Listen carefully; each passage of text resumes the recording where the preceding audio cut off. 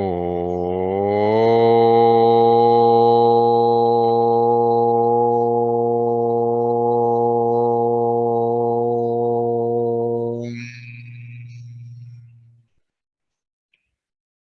श्री गणेशाय नमः। श्री सरस्वत्यै नमः।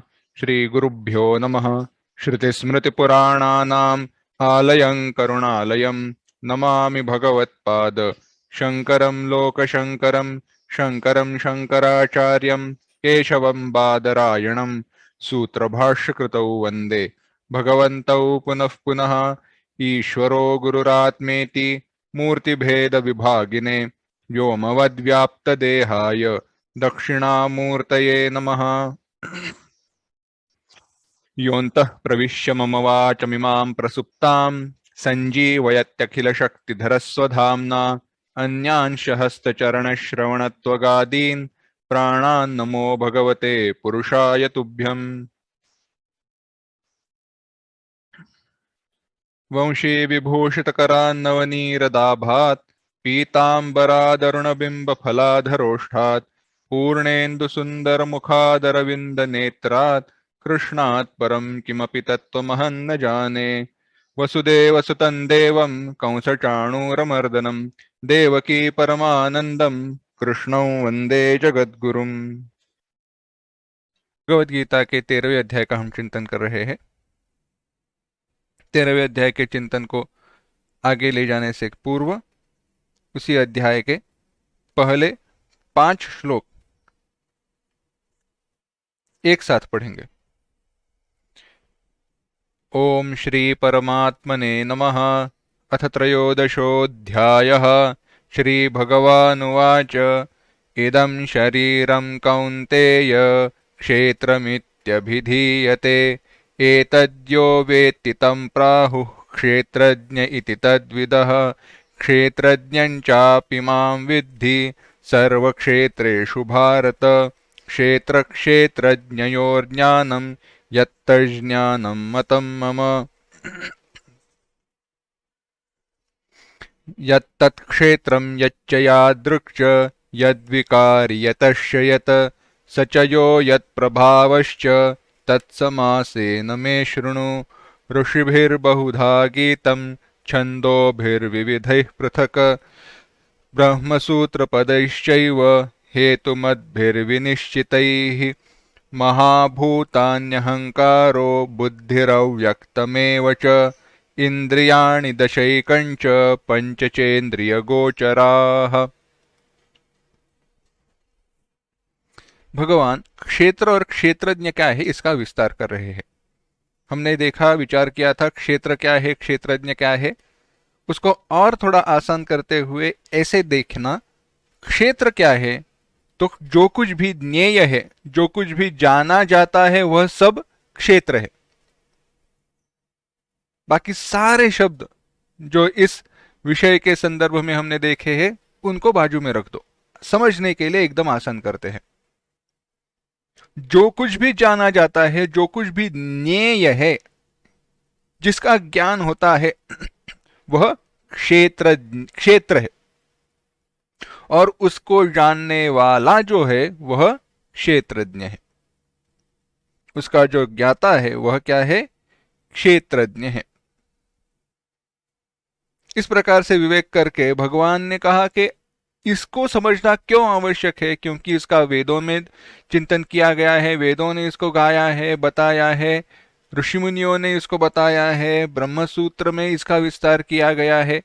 यानी जो कुछ भी प्रौढ़ ग्रंथ है, जो कुछ भी आध्यात्मिक मुख्य ग्रंथ है, जिनका उपदेश हम मानते हैं, सुनते हैं, पढ़ते हैं, उन सब ने इसका विचार किया है। और अगर ऐसी बात है तो मुझे जानना आवश्यक है क्षेत्र और क्षेत्रज्ञ में क्या विवेक है। यह विवेक ही हमें ज्ञान तक, मोक्ष प्राप्ति तक लेके जाता है। विचार कीजिए, देखिए, अविवेक के कारण ही हम बंधन में फंसे हुए हैं। हमारे बंधन का कारण क्या है? हमारा अविवेक है। विवेक नहीं करते हम, इसीलिए। तो भगवान ने कहा क्षेत्र क्या है, क्षेत्रज्ञ क्या है, यह अच्छे तरह से जानो। शब्द हमने देखा था, तत्समासेन में शृणु, तुम सुनो, यानी अच्छी तरह से तुम्हें जानना आवश्यक है, अच्छी तरह से उसको तुम्हें समझना चाहिए। इस सब का विचार करने के बाद भगवान आगे प्रकृति क्या है यानी क्षेत्र क्या है इसका विस्तार क्या विचार किया, सांख्य दृष्टि से। सांख्य मतवादी जो है उनकी दृष्टि से उन्होंने कहा। सांख्य मत का विचार है या किसी मत का विचार है, यह विचार अगर हमें आवश्यक नहीं है, क्योंकि यह एक क्या कहते हैं, यह जो विचार है यह एक स्कॉलरली स्टडी जैसे हम कह सकते हैं। थोड़ा एक वैसे विषय हो जाता है कि विवेक क्या है, हर एक की विचारों की प्रक्रिया क्या है। अगर वह समझना हमारा हेतु नहीं है, हमारा प्रयोजन नहीं है, हमारी इच्छा नहीं है, तो कोई बात नहीं। परंतु विवेक के लिए, जगत को देखने की दृष्टि के लिए यह विचार सारे आवश्यक है साधक के लिए। भगवान ने तो क्या कहा, भगवान ने कहा क्षेत्र क्या है, तो मूल प्रकृति जो अनादि माया है, जहां से इस जगत की निर्मिति हुई है, वहां से लेकर यह संपूर्ण जगत, तो उसमें, उस प्रक्रिया में, उस निर्मिति में, बीच में प्राप्त जो कुछ भी है, चाहे वो महत्त्व हो, चाहे वो अहंकार हो, बुद्धि हो, मन हो, सूक्ष्म शरीर हो, स्थूल शरीर हो, जो कुछ भी हो, यह सब कुछ संपूर्ण क्या है, प्रकृति है, क्षेत्र है, और इसको जानने वाला क्षेत्रज्ञ है। एक बार यह सब कुछ क्या है इसका सूक्ष्म सा एक अल्प विचार करते हैं। इन शॉर्ट, यह जो शरीर है, जो शरीर में अभी जिसको मेरा स्पर्श हो रहा है, यह जो शरीर है, इस शरीर से लेकर जो कुछ भी मेरे 5 इंद्रियों द्वारा देखा जाता है, जिसका अनुभव किया जाता है, यह सब कुछ स्थूल है और वह क्षेत्र है। जब यह विचार करते हैं तो सूक्ष्म जीव जो है ना, हम बैक्टीरिया कहते हैं, वह भी स्थूल ही है। चाहे आंखों को, हमारी आंखों को ऐसे ही दिखाई ना दे, परंतु माइक्रोस्कोप वगैरह रहते हैं, बड़े बड़े जो कांच रहते हैं, उसमें से अगर आप देखो तो उसमें से आपको वह दिखाई देते हैं। तो आंखों के द्वारा, किसी साधनों के द्वारा भी देखा अगर जाता है तो वह क्या है, स्थूल है।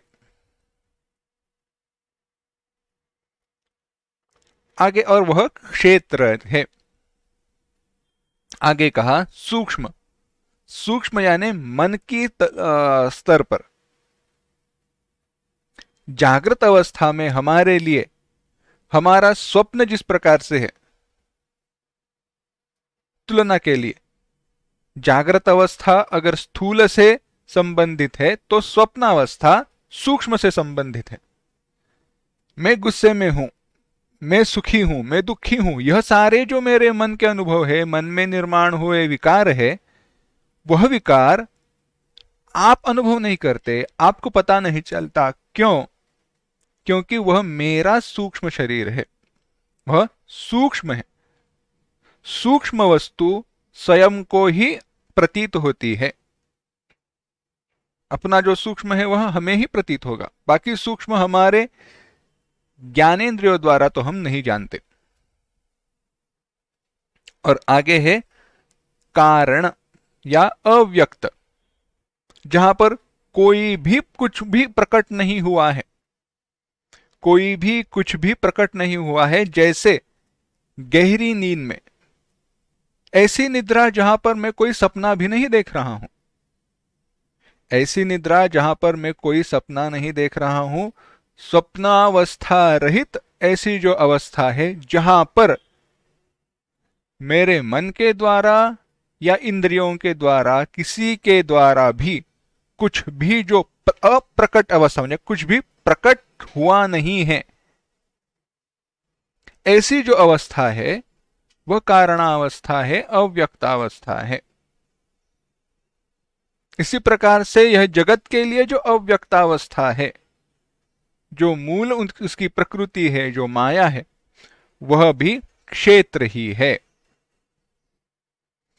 ऐसे एक क्षेत्र का विचार बताने के बाद आचार्य एक और क्षेत्र का विचार, भगवान क्षेत्र का और विचार बताते हैं। क्षेत्र क्या है देखते हैं।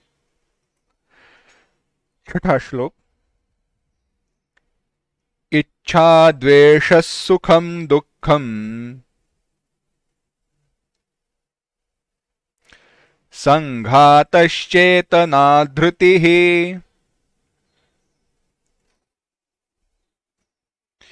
एतत् क्षेत्रं समासेन सविकारमुदाहृतम्।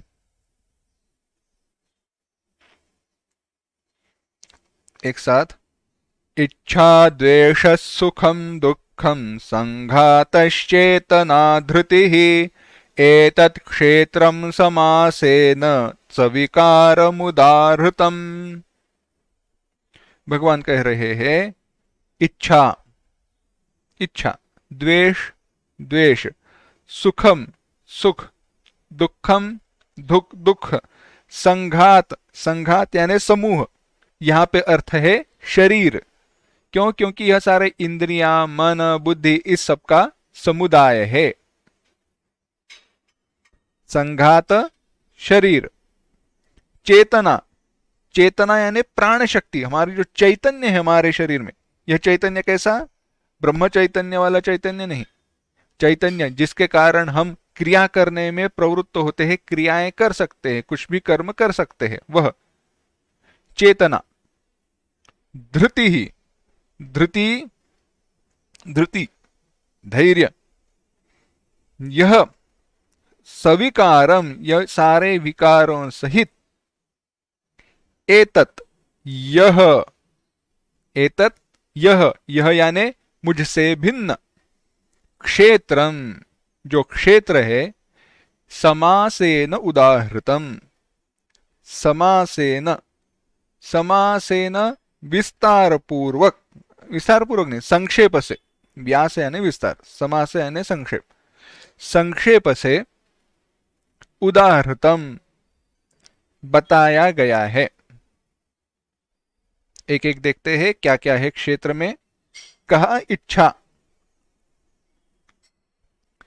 इच्छा शब्द तो यह मेरी इच्छा है, हम कहते हैं मैं चाहता हूं, परंतु कभी इस शब्द के बारे में, इस शब्द की व्याख्या के बारे में, संकल्पना के बारे में हमने विचार किया है? अगर विचार करते तो फिर से इच्छा करने का अवसर ही नहीं प्राप्त होता। देखिए इच्छा क्या है, बड़ी सुंदर व्याख्या है इच्छा की। होता ऐसे है, पहले कोई सुख देने वाले, हमें आनंद देने वाले विषय का हम उपभोग लेते हैं, अनुभव लेते हैं। अब उस विषय का हमने अनुभव लिया है, अब अगर मुझे सुख चाहिए तो वह विषय मेरे द्वारा फिर से अनुभव किया जाना चाहिए, उस विषय का मुझे फिर से अनुभव करना होगा, तभी जाकर मुझे सुख की प्राप्ति होगी। यह मेरा निश्चय हो गया। क्यों निश्चय हुआ? क्योंकि पहले मैंने उस विषय का अनुभव किया और अनुभव करने के बाद मुझे सुख की प्राप्ति हुई।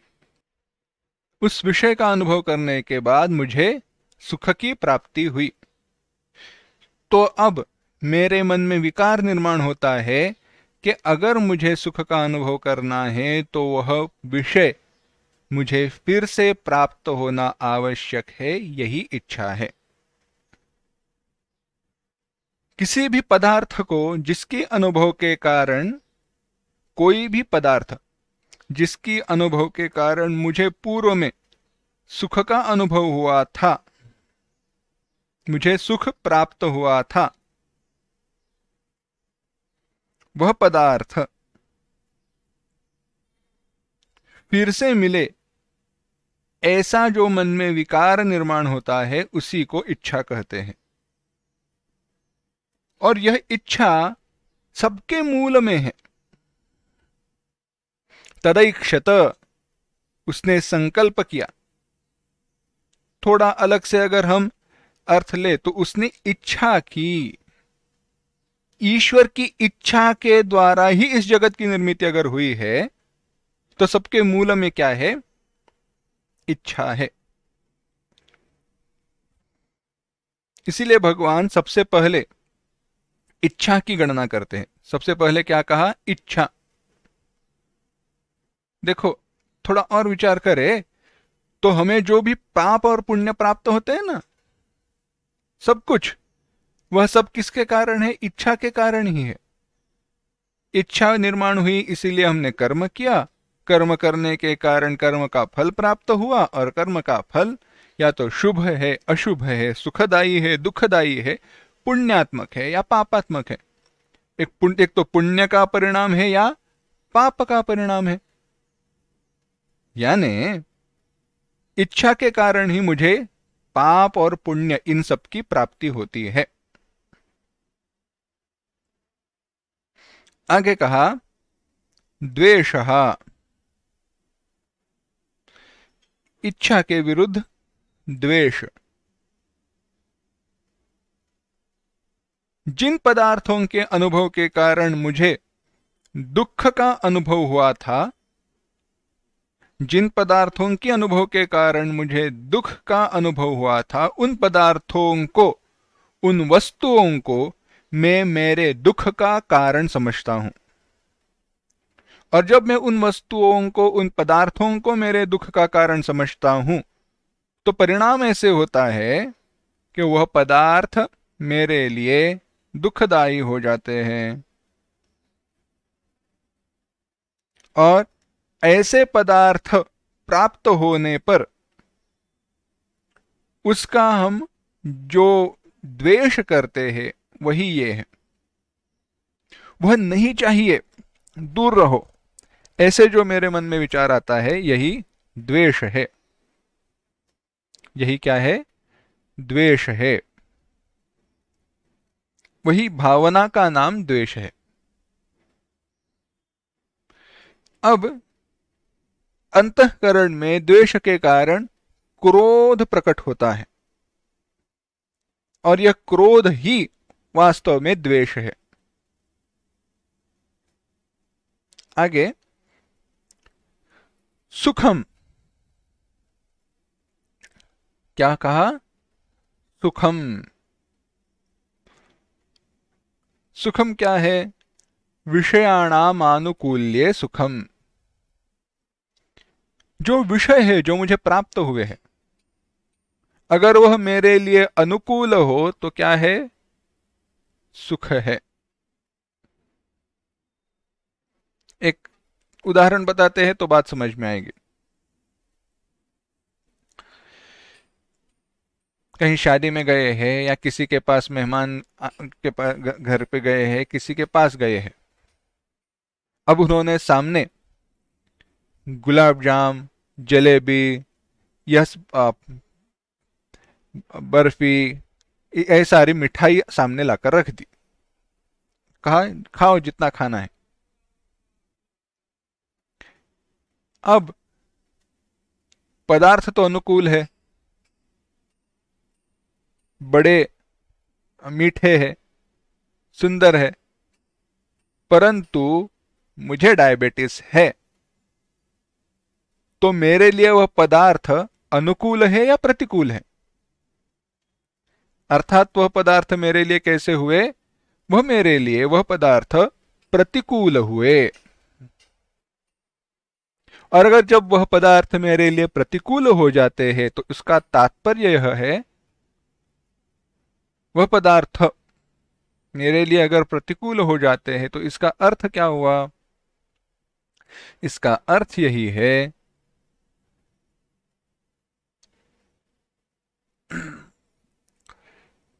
वह मेरे लिए सुखदायी नहीं है,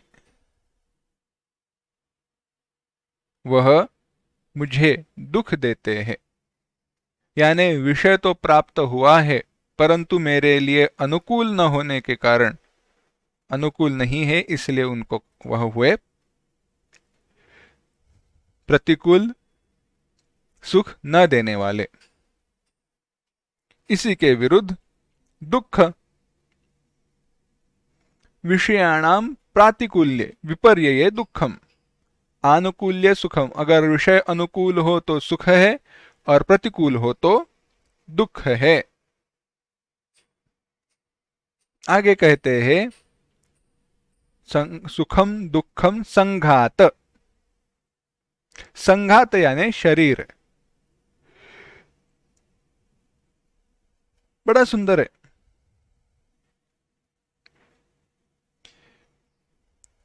कैसे है यह शरीर के बारे में, यह संघात, यह जो शब्द है ना, बड़ा महत्वपूर्ण शब्द है। एक नियम है। क्या नियम है? संघातस्य परार्थत्वात्, संघातस्य परार्थत्वात्। कोई भी संघात या समूह होता है, कोई भी जो संघात होता है, वह संघात अपनी स्वयं के लिए नहीं होता। क्या कहा? संघात अपनी स्वयं संघात के लिए नहीं होता, परंतु संघात से भिन्न किसी वस्तु के लिए होता है। कोई भी समूह संघात से भिन्न वस्तु के लिए। उदाहरण, घर लीजिए। घर क्या है? अब कविता पूर्ण विचार पूर्ण व्याख्या नहीं बताना। घर मतलब जहां पे वो लोग एक दूसरे से मिलजुल कर रहते, वह घर है वगैरह, वह व्याख्या नहीं चाहिए। हम आर्किटेक्ट वाली, कंस्ट्रक्शन वाली व्याख्या देखेंगे। घर क्या है? जमीन चाहिए, दीवारें चाहिए, छत चाहिए, खिड़कियां चाहिए, दरवाजे चाहिए, टेलीफोन चाहिए, इलेक्ट्रिसिटी चाहिए, इंटरनेट चाहिए, पंखे चाहिए, फैन चाहिए, पानी चाहिए, टोटी चाहिए। कितनी सारी चीजें हैं। यह सारी चीजें इकट्ठा की जो घर बनाया है, वह घर इन सारी वस्तुओं में से किस वस्तु के लिए घर है? बताइए ना। यह सारी जो वस्तुएं हैं, घर दीवारों के लिए होता है। दीवारों को कहीं खड़े रहने के लिए जगह नहीं है, इसलिए घर ने बताया तुम खड़े रहो, हम घर बनाएंगे। ऐसे तो कुछ होता नहीं। पानी, बिजली, इन बस किसी इसमें से किसी के लिए भी क्या नहीं है? घर नहीं है, क्योंकि घर एक संघात है। परंतु घर हुआ एक संघात, परंतु मुझे बताओ, यह घर किसके लिए होता है? घर होता है अपने मकान मालिक के लिए। घर होता है अपने मकान मालिक के लिए। अब इस शरीर के साथ कैसे जोड़े? यह शरीर भी तो एक घर है, 5 तत्वों का बना हुआ है। इसके 9 द्वार है, कहीं कहीं 11 द्वार बताए गए हैं। नवद्वारे पुरे देहि।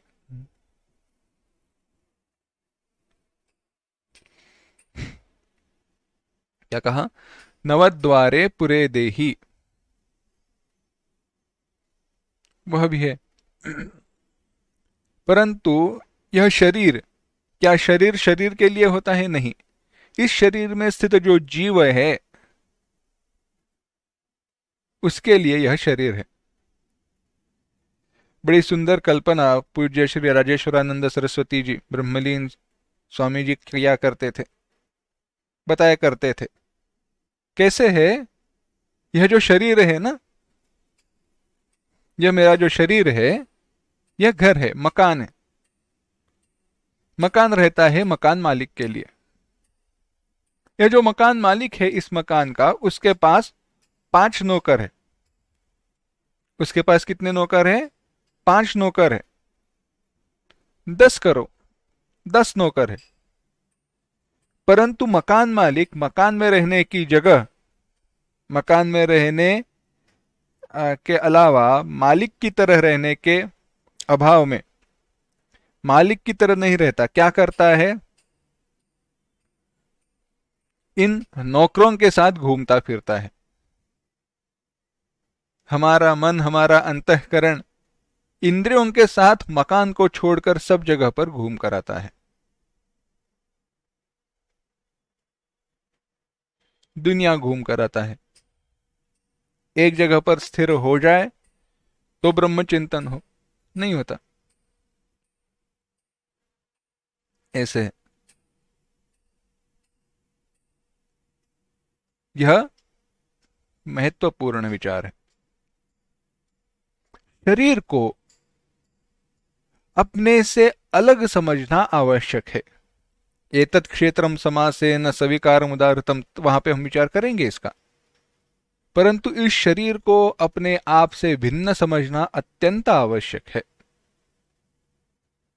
आगे भगवान ने कहा, सुख दुख संघात चेतना। चेतना यानी चैतन्य, प्राण शक्ति। यहां पे एक और विचार कीजिए, चेतना भी ज्ञेय है। कैसी चेतना? जो हम जानते हैं आभास रूप है। उदाहरण बताते हैं। व्यक्ति मरणासन्न अवस्था में है, अब कब उसकी मृत्यु हो जाएगी पता नहीं है। लगा कुछ बोल नहीं रहे थे, इनकी मृत्यु हुई। तुरंत डॉक्टर को बुलाया, डॉक्टर ने देखा, उनको शॉक वगैरह या दिए, कुछ भी था जो किया, और वह फिर से उठ गए। मृत्यु हुई नहीं थी, परंतु वह मृत है ऐसे हमें लगा। वह मृत है, ठीक से सुनना। वह हमें क्या लगा? वह मर गए। परंतु मरे थे क्या?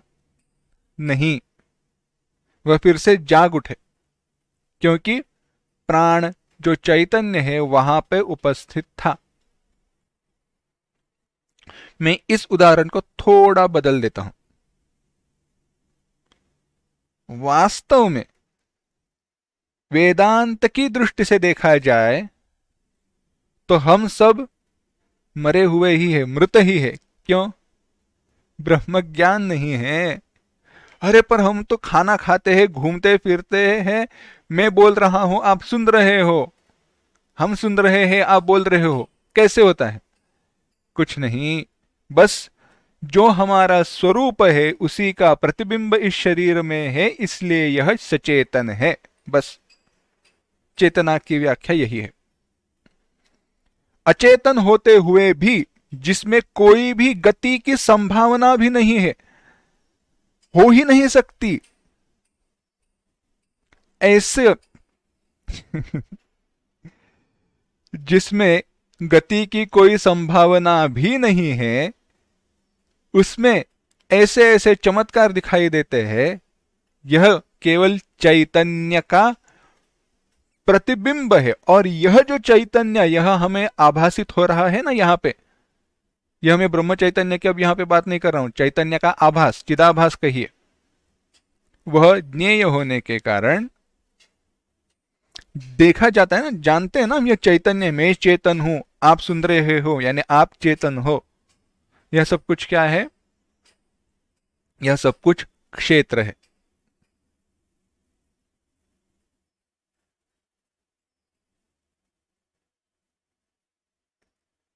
बड़ी सुंदर बात है। देखिए, जब हम कहते हैं यह शरीर जड़ है, महाभारत का प्रसंग है, थोड़ा इस विषय के संदर्भ में नहीं है, परंतु जोड़ सकते हैं। महाभारत महाभारत ने रामायण का प्रसंग है। वाली की मृत्यु हुई। क्या हुआ? वाली की मृत्यु हुई। वाली की मृत्यु के बाद प्रभु श्री राम जी से तारा ने, वाली की पत्नी तारा, उन्होंने प्रश्न पूछा, भगवान, वाली की मृत्यु हुई, ठीक है, वाली का आपके साथ क्या शत्रुत्व था? मानता हूं, मानती हूं, वाली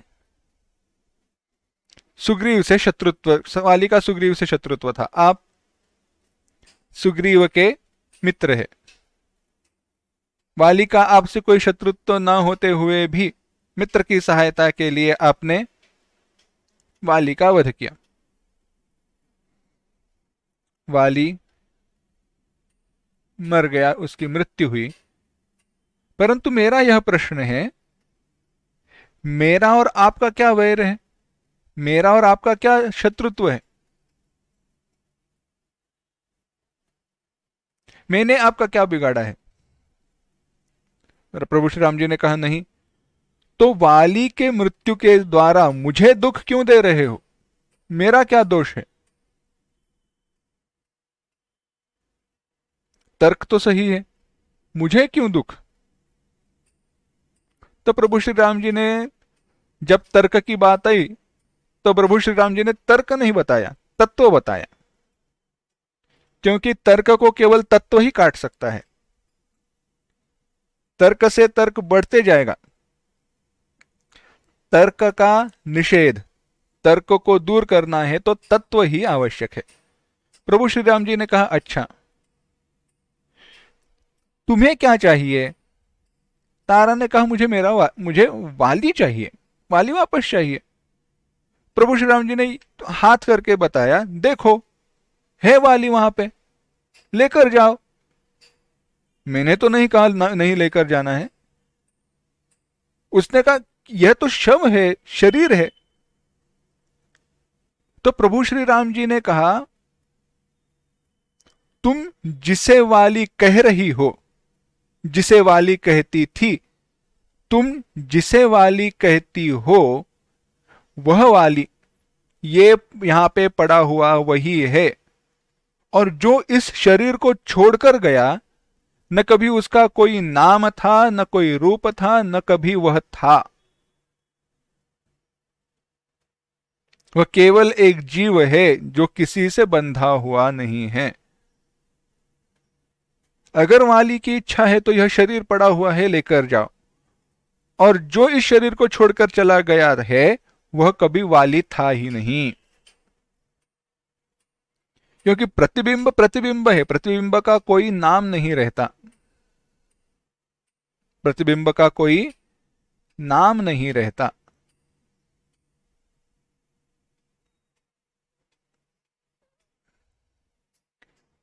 ऐसे बताइए, हमारे घर में अभी जहां पे जिस रूम में आप बैठे हो उसका भी विचार कीजिए। इतने सारे इलेक्ट्रिकल इंस्ट्रूमेंट हैं, बहुत सारी है, बिजली पर चलने वाले यंत्र बहुत सारे हैं। फैन, ट्यूबलाइट, मोबाइल का चार्जर, मोबाइल, कंप्यूटर, लैपटॉप, सब कुछ। ये सारी वस्तुओं के नाम भिन्न है ना? सारी वस्तुओं के नाम भिन्न है, रूप भिन्न है, उनके कार्य भिन्न है। परंतु इन सब में से बहने वाली बिजली, क्या बिजली का नाम आप दे सकते हो बिजली को? यह बिजली कौन सी बिजली है? लैपटॉप बिजली है। यह बिजली टेलीफोन बिजली है। वो बिजली ट्यूबलाइट बिजली है। वो ट्यूबलाइट बिजली लैपटॉप बिजली में नहीं चलती। ऐसे होता है? ऐसे होता तो कंपनियों को पैसे कमाने का एक और मौका मिल जाता। वैसे तो यह होता ही है, परंतु भिन्न रूप में होता है। देखिए, थोड़ा सा एक अलग से विचार, व्यावहारिक विचार। बैटरी रहती है ना हमारी, टॉर्च में, मोबाइल में वगैरह हम डालते हैं, देखा जाए तो वह कैसी है, उस बैटरी का नाम है, और देखा जाए तो नहीं भी है, क्योंकि एक मोबाइल में चलने वाली बैटरी दूसरे मोबाइल में नहीं चलती। वहां क्या वो बिजली है ना, बिजली का एक कोश है, उसको इकट्ठा किया है। अस्तु, वह विचार नहीं है। परंतु हमारा क्या विचार चल रहा है? हमारा विचार चल रहा है शरीर। यह शरीर कैसा है? जड़ है।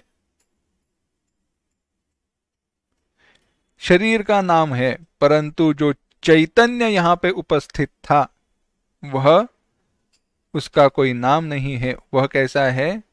वह जाना जाता है। और चैतन्य कैसा? आभास रूप में, प्रतिबिंब के रूप में जो है, वह चेतना ज्ञेय होने के कारण क्षेत्र है। ज्ञेय होने के कारण क्षेत्र है।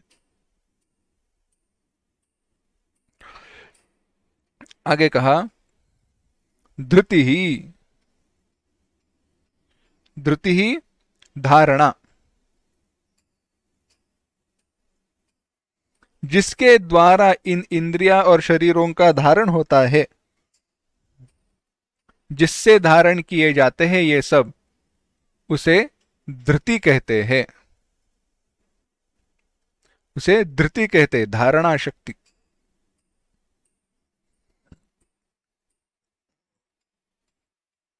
यह सारे धृति का इतना ही विचार है, धृति का और विचार नहीं है। धारण करने की क्षमता, यही धृति है। आगे कहा एतत्, यह संपूर्ण जो क्षेत्र है अंतःकरण के समस्त धर्मों सहित, अंतःकरण के जो यह सारे धर्म है, इच्छा, द्वेष, सुख, दुख, संघात, चेतना, धृति, यह सारे किसके धर्म है? अंतःकरण के धर्म है। उन धर्मों को लेकर, उन धर्मों का ग्रहण करके जो कुछ भी अब तक कहा उसका उपसंहार करते हुए भगवान कहते हैं एतत्, यह करके निर्देश क्या किया? अपने से भिन्न। यह जो कुछ भी है वह क्या है? क्षेत्र है। और यह क्षेत्र समासेन उदाहृतम, मेरे द्वारा संक्षेप से कहा गया है।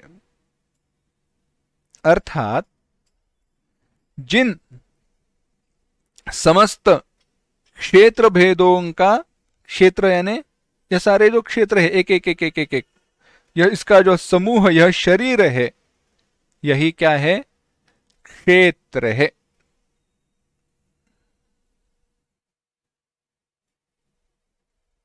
इस प्रकार से, भिन्न प्रकार से क्षेत्र की व्याख्या भगवान ने की।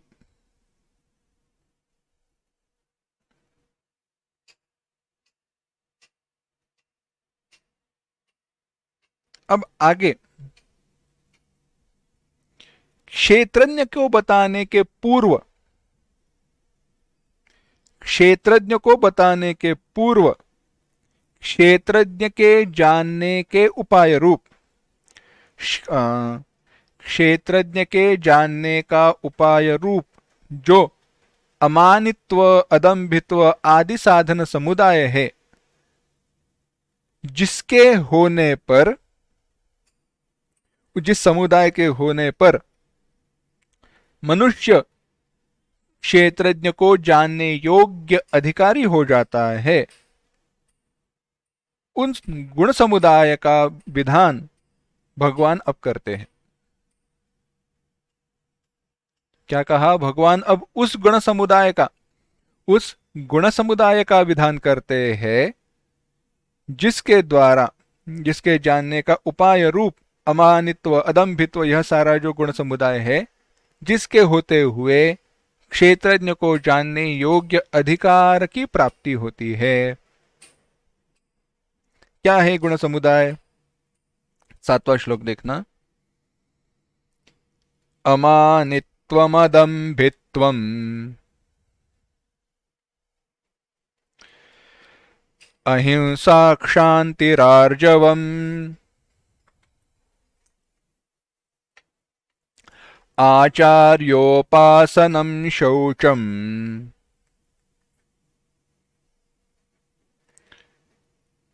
स्थैर्यमात्मविनिग्रहः।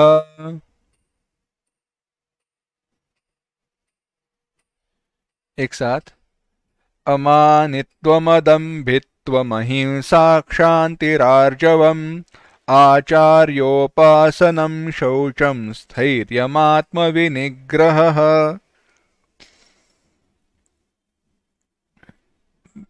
भगवान कहते हैं अमानित्वम, अमानित्वम, मान, श्रेष्ठता का अभाव, श्रेष्ठता, मैं श्रेष्ठ हूं ऐसी भावना का अभाव है अमानित्व।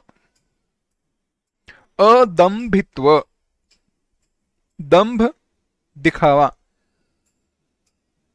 धर्म को प्रकट करना दंभ है, अप्रकट रूप में रखना अदंभ। अहिंसा, अहिंसा, अहिंसा। शांति, शांति, शम,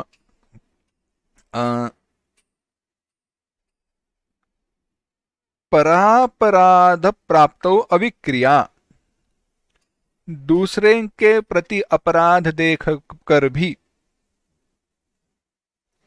दूसरों के अपने प्रति अपराध देखकर भी विकार रहित रहना शांति है। आर्जवम, आर्जवम रुजुता, सरलता, सीधापन। आचार्योपासनम, आचार्य की उपासना, मोक्ष साधन का उपदेश करने वाले जो गुरु है उनका आदर करना, उनकी सेवा करना। शौचम, अंतर्बहिशुद्धि, शुद्धता, शरीर की, अंतःकरण की। स्थैर्यम, स्थिरता, और आत्मविनिग्रह, मन के ऊपर नियंत्रण, मन का नियमन। एक एक देखते हैं। अमानित्वम, अमानित्वम, मान रहित होना। इनकी पूज्य श्री राजेश्वरानंद जी की रचना है, बड़ी सुंदर है।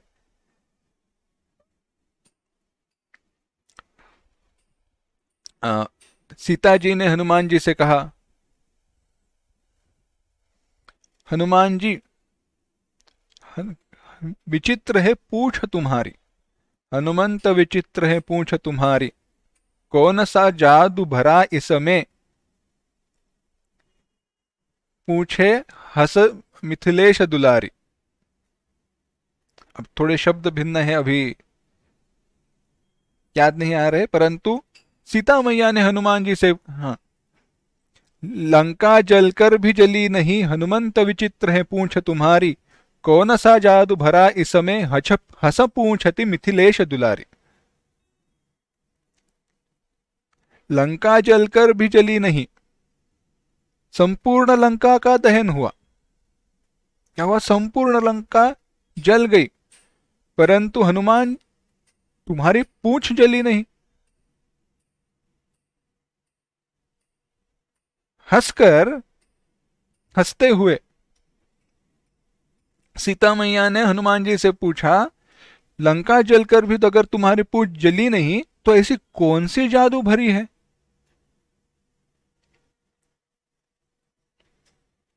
कौन सा जादू भरा इसमें, हस पूछती मिथिलेश दुलारी। मिथिला वासियों की लाडली सीता मैया। कहे हनुमंत, हनुमंत जी ने कहा, ये राघव आगे पीछे पूछ रहस्य है भारी, हनुमान को भला पूछता कौन, श्री राम के पीछे है पूछ हमारी। हनुमान जी ने पूछ इस शब्द का श्लेष किया, दूसरा अर्थ लिया और कहा हमारी पूंछ की क्या है, हमारे हृदय में भगवान प्रभु श्री राम जी है और पूंछ तो हमारी पूंछ तो उनके पीछे है। पूंछ यानी क्या? पूंछ यानी प्रसिद्धि। पूंछ हमें कोई पूछता ही नहीं है, उनकी बहुत पूंछ है। पूंछ है, बहुत लोग उनको जानते हैं, बहुत उनकी प्रसिद्धि है, बड़े जाने माने हैं। कहते हैं ना पूंछ। सीता मैया ने कहा ऐसे कैसे है कि लंका की जो प्रसिद्धि है, लंका किसके लिए जानी जाती थी? सोने की लंका, बड़ा वैभव, जल गई। उसका जो नाम था वह नष्ट हुआ, परंतु तुम्हारी पूंछ तो वैसे के वैसे रह गई। ऐसे कैसे हुआ? हनुमान जी ने कहा क्योंकि मैं पूंछ के पीछे नहीं लगा हूं, मैं प्रसिद्धि, मैं नाम शोहरत, इसके पीछे नहीं जा रहा हूं, वही मेरे पीछे आ रही है। क्यों? क्योंकि ही राघव आगे, पीछे पूंछ रहस्य भारी। हमारे हृदय में प्रभु श्री राम जी है और आगे प्रभु श्री राम जी होने के कारण पूंछ उनके पीछे पीछे चली आ रही है। बीच में मैं हूं तो मेरे साथ पूंछ चली आ रही है। विषय क्या है? मान, अभिमान का। यह अमानित्वम, हनुमान जी की अमानिता है, अपना अभिमान नहीं, इसीलिए सबकी पूंछ उनके पीछे चली जाती। सब लोग जहां जाए वहां से निकल कर आते हैं तो सब लोग हनुमान जी का कौतुक करते हैं, सराहना करती है। भक्त को भगवान तक ले जाने वाले हनुमान जी है, भगवान को भक्त तक पहुंचाने वाले हनुमान जी है। अमानित्व, अभिमान न होना।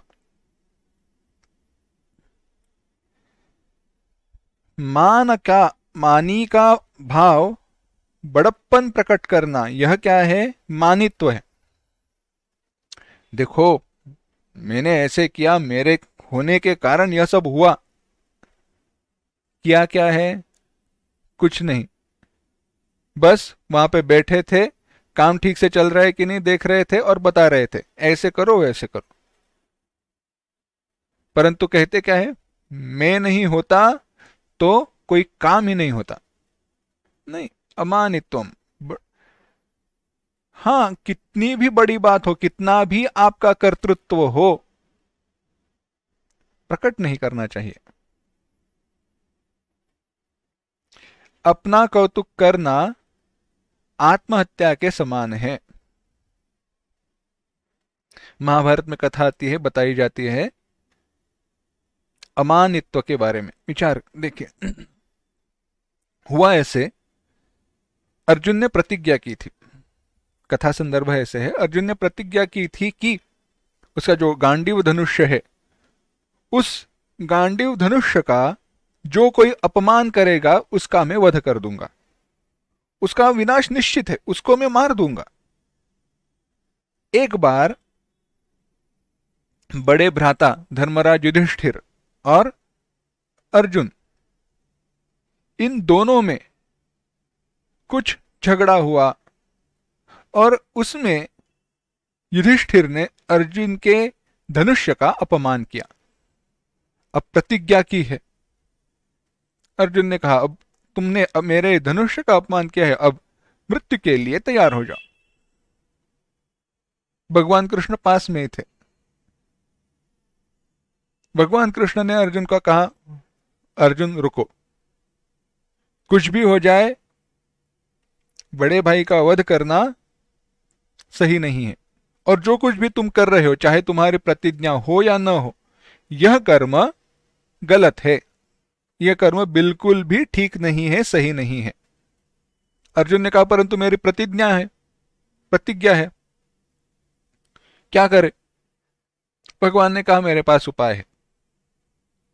दूसरे को दोष देना, दूसरे की निंदा करना दूसरे की हत्या के समान है। इसीलिए शरीर शस्त्र से तुम इसका वध न करते हुए इसकी निंदा करो। अब बात ऐसी हुई, अगर यह निंदा की है तो इसका तात्पर्य यह हुआ, हत्या तो ही, अगर हत्या के समान इसको बताया है तो वह पाप तो निर्माण हुआ है। उसके पाप की निर्मिति, उसके पाप के धनी, उसके भागी तो हम हो गए। तो अर्जुन ने कहा अब क्या करें, इसके लिए प्रायश्चित्त क्या है? भगवान ने कहा अपने प्राणों का समर्पण। अर्जुन तैयार है, अपने प्राण देने के लिए उठे। युधिष्ठिर का अपमान हुआ है, बड़े भ्राता का मैंने अपमान किया है, बड़े भ्राता की निंदा करके क्यों न हो, हत्या की है, तो अगर मेरे प्राणों की आहुति ही प्रायश्चित्त है तो मैं अपने प्राण देने के लिए तैयार हूं। फिर से भगवान ने कहा अर्जुन रुको,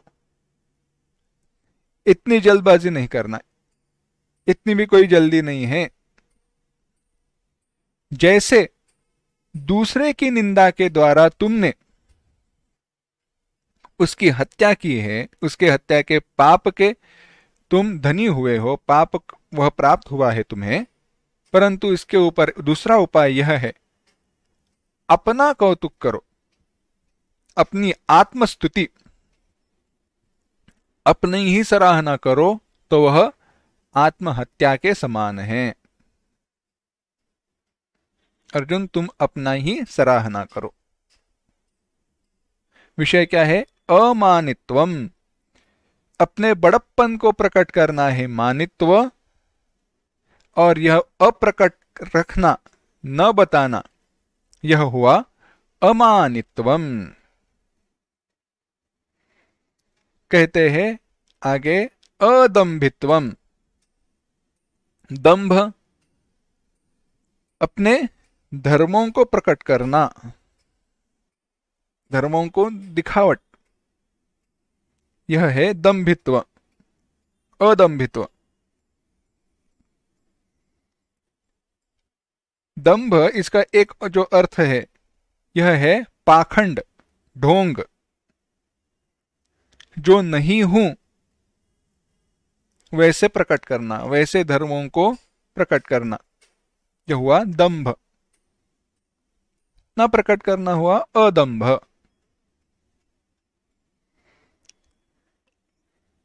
आगे कहा अहिंसा, अहिंसा, हिंसा न करना, दूसरों को पीड़ा न पहुंचाना, दुख न पहुंचाना, यह है अहिंसा। यह है अहिंसा, दूसरों को दुख नहीं पहुंचाना, यह है अहिंसा। शांति क्षमा ही है, दूसरों के द्वारा, इसका हमने पूर्व में विचार किया है। क्षमा इस शब्द के बारे में, क्षमा इस शब्द का जब गुण का विचार आया था तभी पिछले अध्याय में, संक्षेप में यहां पे करते हैं क्षांति। क्षांति की व्याख्या ऐसी है कि दूसरे के द्वारा हमें अपने आप को, दूसरों के द्वारा हमें पीड़ा पहुंचाई जाने पर भी मन में विकारों को उत्पन्न न होने देना ही क्षमा है, शांति है। दूसरों का अपने प्रति अपराध देखकर भी विकार रहित रहना क्या है? शांति है।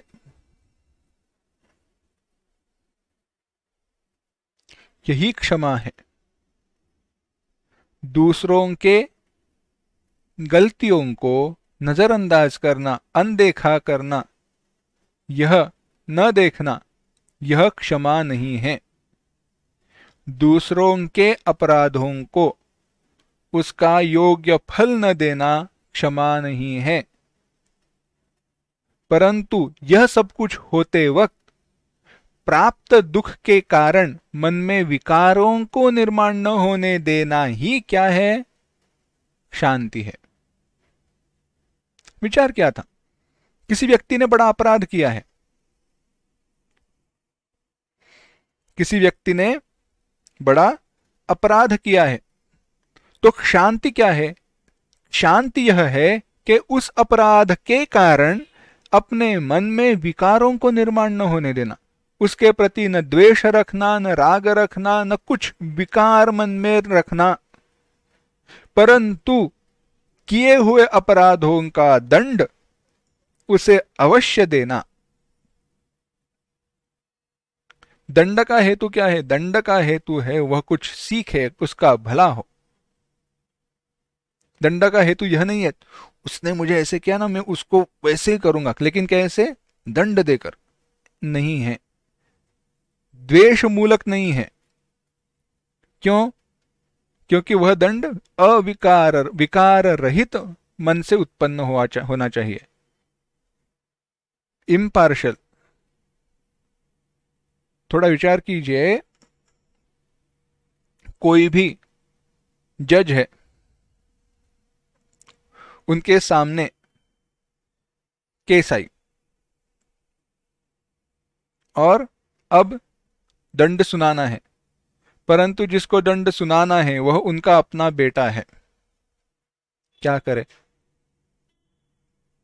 या उनके शत्रु का बेटा है, जिसके साथ उनका बहुत पुराना झगड़ा है, उसका बेटा है, क्या करे? विकार रहित होकर यह विकार रहित रहना क्षमा है, शांति है। आगे आर्जवम। आर्जवम रुजुता, सरल भाव, सीधापन, अवक्रता, मन में एक बाहर एक, ऐसे नहीं, परंतु सीधेपन में मूर्खता या बचपना नहीं है। यानी कोई भी आकर आपको मूर्ख बनाकर चले जाए, ऐसे भी नहीं होना चाहिए। दूसरों के साथ आपका व्यवहार सरलता का होना चाहिए, परंतु कोई कुटिलता से, वक्रता से आपको फंसाना चाहे तो उसके बारे में आपको ज्ञात होना चाहिए, उसका आपको ध्यान होना चाहिए। सरलता भिन्न है और मूर्खता भिन्न है। सरलता और मूर्खता, सीधापन, दो भिन्न है। सरलता, अगर कोई मुझे फंसा रहा है तो मुझे पता चलता है, परंतु मैं उसके साथ टेढ़ा व्यवहार नहीं करता हूं, किसी के साथ भी मेरा वक्र कुटिल व्यवहार नहीं रहता। यह है आर्जवम। आगे आगे कहा आचार्योपासनम। आचार्य, गुरु सेवा, गुरुजनों की सेवा करना। कैसे गुरु की? मोक्ष के उपायभूत जो साधन है उसका, महावाक्य का उपदेश करने वाले जो गुरु है उनकी शुश्रूषा सेवा करना, यह है आचार्योपासनम। आगे कहा शौचम।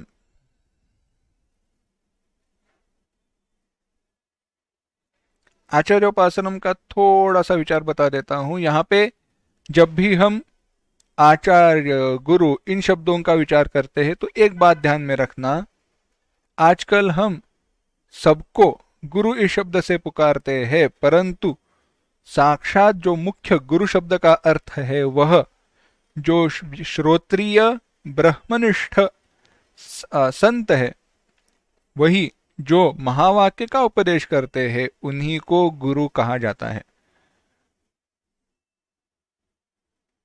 शास्त्र में ऐसी अपेक्षा है, परंतु विद्या देने वाले जो भी है उनको भी हम आजकल गुरु कहते हैं। परंतु वह उस शब्द का मुख्य अर्थ नहीं है। आचार्योपासनम शौचम। शौचम शरीर की शुद्धता, शरीर पर जो मल है उसको साफ करना, और अंतःकरण में जो राग द्वेषादि मल निर्माण हुए हैं उनको भी साफ करना, यह है शौचम। शुचिता शुद्धता, शरीर भी शुद्ध हो, मन भी शुद्ध हो।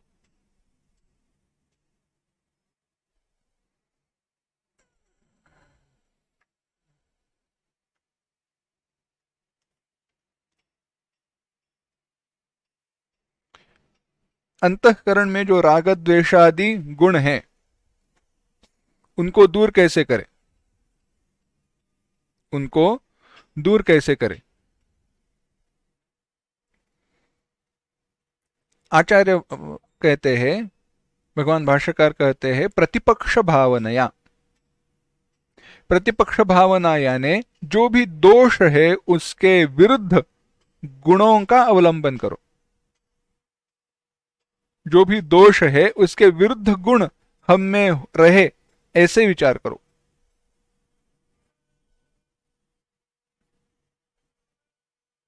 उसके विरुद्ध गुणों का प्रतिपालन करो। तो ऐसे नहीं है राग है तो द्वेष का प्रतिपालन करना है।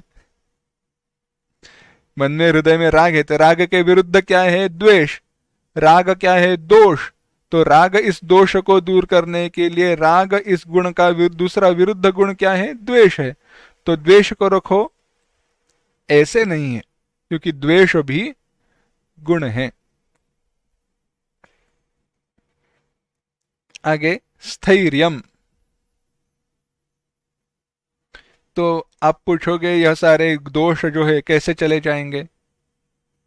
आत्मज्ञान से चले जाएंगे। भगवान का नाम लो, चले जाएंगे। स्थैर्यम स्थिर भावः। स्थिरता, स्थिरता कैसी है? मोक्ष की साधन पर, मोक्ष मार्ग पर डटे रहना, टिके रहना। मोक्ष के प्राप्ति की इच्छा पार्ट टाइम जॉब नहीं है। हम मोक्ष तो चाहते हैं, परंतु मोक्ष की प्राप्ति के लिए जिन साधनों का हमने अवलंब किया है वह हमारा पार्ट टाइम अवलंब साधन है। यह पार्ट टाइम जॉब नहीं, फुल टाइम जॉब। 24 घंटे केवल मोक्ष की प्राप्ति के साधनों का अवलंब करना, चलते रहना मोक्ष की मार्ग पर। बाकी रास्तों के पर चलने के बाद जब हमारे पास समय रह जाता है तब हम इस मार्ग पर चलते हैं। तात्पर्य यह है, विषयों का अनुभव कम, भगवत चिंतन ज्यादा। ज्यादा हम विषयों में फंसे हुए रहते हैं, भगवान की इच्छा आराधना प्रार्थना कम करते हैं। ऐसे न हो। आत्मविनिग्रह, आगे कहा आत्मविनिग्रह आत्मनः अपकारस्य, आत्मा का अपकार करने वाला, और आत्मा शब्द से जानने वाला। जो आत्मा इस शब्द से कहा जाता है और जो आत्मा का अपकार करता है, जो कार्य करण संघात रूप यह शरीर है, क्योंकि यह शरीर क्या करता है? यह शरीर मैं आत्मा यानी मैं ऐसे जानता हूं, और जब मैं शरीर को मैं अपना समझता हूं तो मेरा स्वरूप, आत्मस्वरूप जो आत्मा है उसका मैं अपकार करता हूं, उसको दूर ढकेल देता हूं। इसका निग्रह अर्थात अपनी स्वाभाविक वृत्तियां कि मैं ये शरीर हूं, उससे हटाकर सन्मार्ग में उनको नियुक्त करना, आत्मस्वरूप में स्थिर करना ही क्या है? आत्मविनिग्रह है। और भगवान आगे और साधन बताते हैं, कहते हैं 8वां श्लोक, इंद्रियार्थेषु वैराग्यम् अनहंकार एव च जन्म मृत्युजरा व्याधि दुख दोषानुदर्शनम्।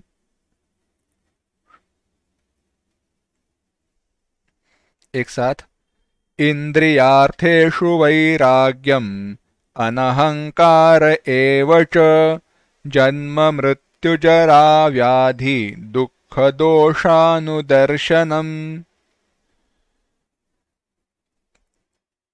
क्या कहते हैं? इंद्रियार्थेषु वैराग्यम। इंद्रिया, इंद्रिया, अर्थ, इंद्रियार्थ, इंद्रियों के विषय, इंद्रियों के विषयों के प्रति क्या है? वैराग्यम, वैराग्य। अनहंकार, अहंकार का न होना। और जन्म मृत्यु जरा व्याधि दुख दोषानुदर्शनम। जन्म, मृत्यु, जरा, वृद्धत्व, वृद्धावस्था, व्याधि, व्याधि, दोष, व्याधि यानी बीमारी वगैरह हम कहते हैं वह, दुख दोषानुदर्शनम। इन सब में दुख का दर्शन करना, यह दुखदायक है ऐसे समझना, यही क्या है? यही सारे। और दुख दोष, जन्म मृत्यु जरा व्याधि दुख दोषानुदर्शनम है। क्या क्या कहा भगवान ने और किस कौन से साधन बताए हैं? कहा इंद्रियार्थेषु वैराग्यम, इंद्रियों की विषयों के प्रति वैराग्य का होना, इंद्रियों शब्दादि विषयों में वैराग्य, आसक्ति का अभाव, ऐहिक और पारलौकिक विषयों की आसक्ति का अभाव, अहंकार का अभाव, और जन्म मृत्यु जरा व्याधि, इन सब में अलग अलग दोषों को देखना, अलग अलग दोषों का देखना ही जन्म मृत्यु जरा व्याधि दुख दोषानुदर्शनम है। इन सारे साधनों का, गुणों का विस्तार हमें देखना है, परंतु वह विस्तार हम अगली बार देखते हैं। ओम असतो मा सद्गमय तमसो मा ज्योतिर्गमय मृत्योर्मा अमृतंगमय। ओम शांति शांति शांति। हरि ओम। श्री गुरुभ्यो नमः। हरि ओम।